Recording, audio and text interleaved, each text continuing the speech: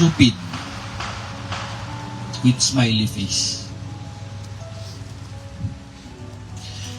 If ever man need ako i-revive para mabuhay, gusto ko ikaw ang gumawa. Nurse ka, diba? Ha, Diyos. Visit, diba? Gusto niya kayo mag-revive. Yung totoo, hindi naman ako nag-graduate ng nursing. Pero, seryoso,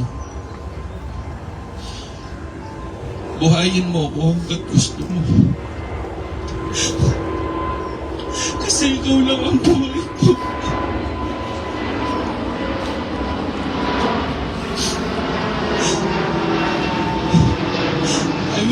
I will only live for you.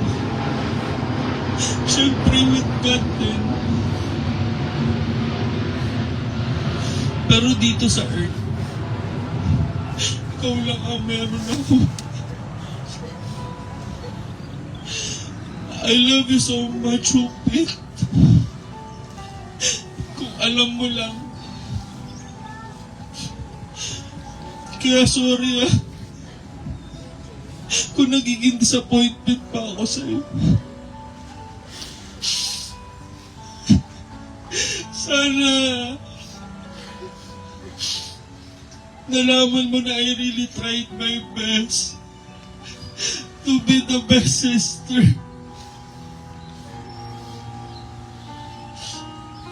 Dami ko pang sabihin pero wala yun. Masaya na ako na malaman mo na mahal kita.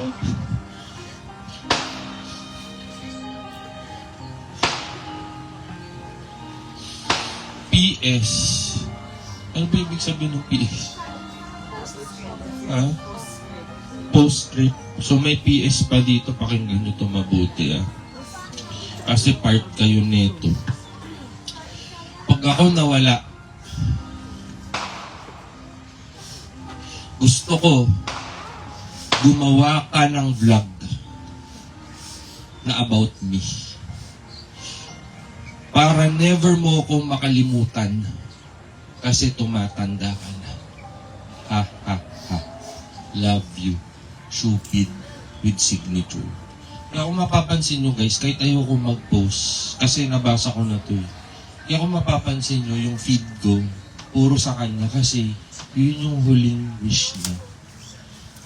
And for some weird reason, nung napag-connect ko, kaya pala last year, ay nung 2024, ang kulit niya, paulit-ulit siya. Sabi niya, Stupid, mag-vlog ka na. Paulit-ulit siya, mag-vlog ka na. Kasi sabi ko sa kanya, nawalan na ako ng kumpiyansa sa sarili ko. So, alam niyo yun guys, gagawa tayo ng vlog that will really, alam mo yun,